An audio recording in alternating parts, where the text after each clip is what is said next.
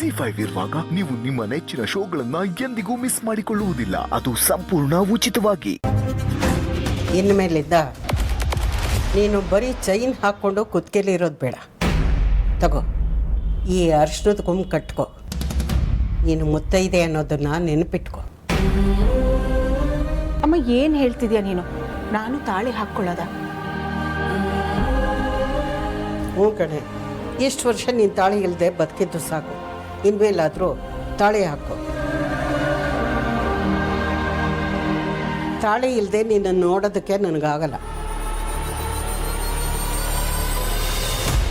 ವೈದೇಹಿ, ನನಗೆ ಯಾವಾಗಲೂ ಅನ್ನಿಸ್ತಾ ಇತ್ತು ನೀನು ಗಂಡ ಸತ್ತಿಲ್ಲ, ಬದುಕಿದ್ದಾನೆ.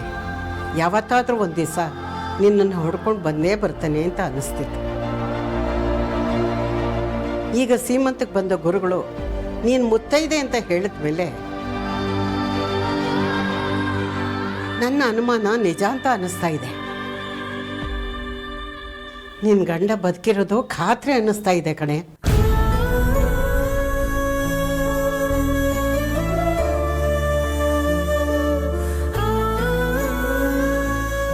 ತಗೊಳ್ಳೆ, ಕಟ್ಕೊಳ್ಳೆ.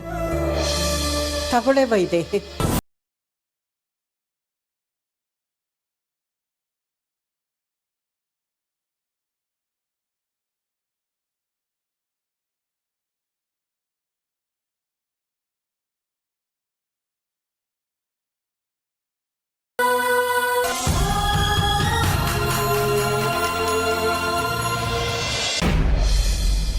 ಹೌದಮ್ಮ, ನೀನು ಹೇಳ್ದಾಗೆ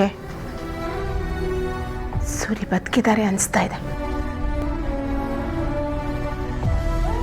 ಒಂದಲ್ಲ ಒಂದಿನ ಅವರು ನಮ್ಮನ್ನ ಹುಡ್ಕೊಂಡು ಬಂದೇ ಬರ್ತಾರೆ. ಗುರುಗಳು ಹೇಳಿದ ಮೇಲೆ ಅನುಮಾನ ಪಡೋ ಅಗತ್ಯನೇ ಇಲ್ಲ ಕಣೆ. ಅವರು ಒಂದ್ಸಲ ಹೇಳಿದ ಮೇಲೆ ಮುಗೀತು. ಅವ್ರ ಮಾತು ನಿಜ ಆಗುತ್ತೆ ಅಂತ ಅರ್ಥ ತಾನೇ? ಅರ್ಥ ಆಯ್ತಮ್ಮ. ಗುರುಗಳು ಹೇಳ್ದ ಹಾಗೆ ಇವರು ಜೀವಂತವಾಗಿದ್ದಾರೆ ಅಂತಾನೆ ಅನ್ಕೋಣ.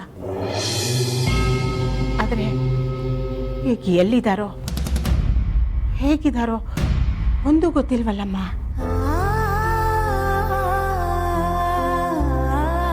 ನಿನಗೆ ಗುರುಗಳ ಮಾತಿನ ಮೇಲೆ ನಂಬಿಕೆ ಇದೆ ತಾನೆ? ಸಂಪೂರ್ಣವಾಗಿ ನಂಬಿಕೆ ಇದೆ. ಅವರು ನೀನು ಮುತ್ತೈದೆ, ನೀನು ಗಂಡ ಬದುಕಿದ್ದೇನೆ ಅಂತ ಹೇಳಿದ್ದನ್ನ ನಂಬ್ತೀಯ ತಾನೆ? ಹಾಮ, ಹೌದಮ್ಮ.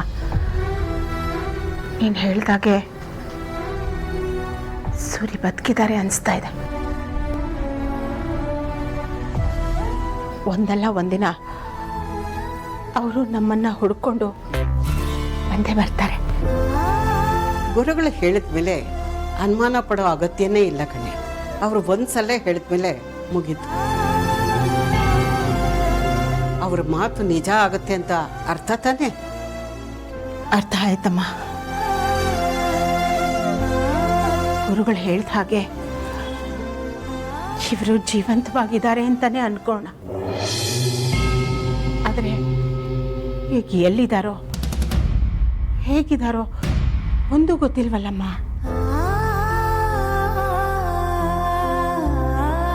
ನಿನಗೆ ಗುರುಗಳ ಮಾತಿನ ಮೇಲೆ ನಂಬಿಕೆ ಇದೆ ತಾನೆ? ಸಂಪೂರ್ಣವಾಗಿ ನಂಬಿಕೆ ಇದೆ. ಅವರು ನೀನು ಮುತ್ತೈದೆ, ನೀನು ಗಂಡ ಬದುಕಿದ್ದೇನೆ ಅಂತ ಹೇಳಿದ್ದನ್ನ ನಂಬ್ತೀಯ ತಾನೆ? ಹಾಮ,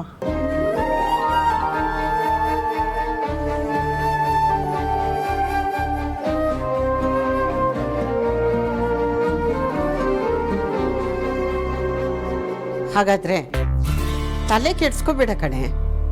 ನಿನ್ನ ಗಂಡ ಬದುಕಿರೋದೇ ನಿಜ ಆದ್ರೆ ಎಲ್ಲೇ ಇದ್ರೂ ಹೇಗೆ ಇದ್ರೂ ಬಂದೇ ಬರ್ತಾನೆ. ಅಲ್ಲಿವರೆಗೂ ನಾವು ತಾಳ್ಮೆಯಿಂದ ಕಾಯೋಣ. ಅಮ್ಮ, ನಾನು ಯಾಕೆ ನನ್ನ ಜೀವನ ಬಿಗಿ ಇಟ್ಕೊಂಡಿದ್ದೀನಿ ಗೊತ್ತಾ? ಒಂದಲ್ಲ ಒಂದಿನ ಅವರನ್ನು ನೋಡ್ತೀನಿ, ಅವ್ರ ಜೊತೆ ಬಾಳ್ವೆ ಮಾಡ್ತೀನಿ ಅಂತ. ಅವ್ರು ಬರ್ತಾರೆ ಅನ್ನೋ ಭರವಸೆ ಕೂಡ ನನಗಿದೆ ಅಮ್ಮ.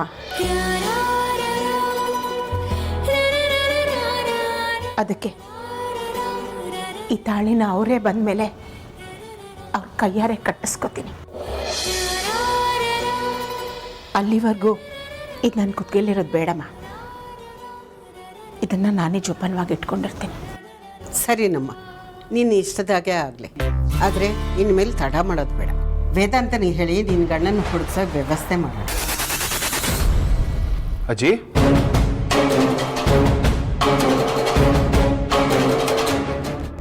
ಇವ್ರ ಗಂಡನ ಬಗ್ಗೆ ನಿಮಗೆ ಗೊತ್ತಾ? ಇದೇನೋ ಹೇಗೆ ಕೇಳ್ತೀಯಾ? ನನಗೆ ಇವಳ ಬಗ್ಗೆ, ಇವಳ ಗಂಡನ ಬಗ್ಗೆ ಎಲ್ಲ ಗೊತ್ತಿದೆ.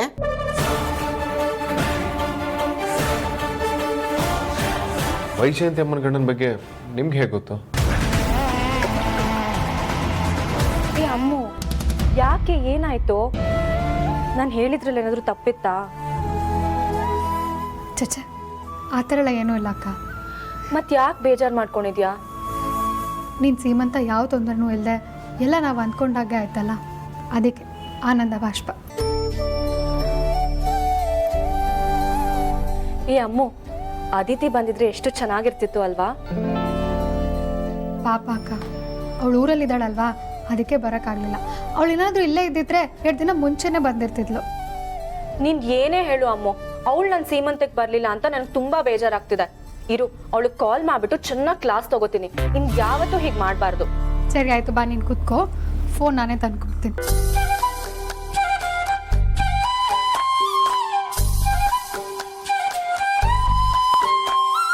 ಕುಡಿಲಿ, ನಾನೇ ಅವಳಿಗೆ ಫೋನ್ ಮಾಡ್ತೀನಿ. ನಾನೇ ಫೋನ್ ಮಾಡಿ ಚೆನ್ನಾಗಿ ಕ್ಲಾಸ್ ತಗೋತೀನಿ ಅವಳಿಗೆ. ZEE5 ಆಪ್ ಡೌನ್ಲೋಡ್ ಮಾಡಿ ಎಲ್ಲಾ ಸಂಚಿಕೆಗಳನ್ನು ಸಂಪೂರ್ಣ ಉಚಿತವಾಗಿ ನೋಡಿ.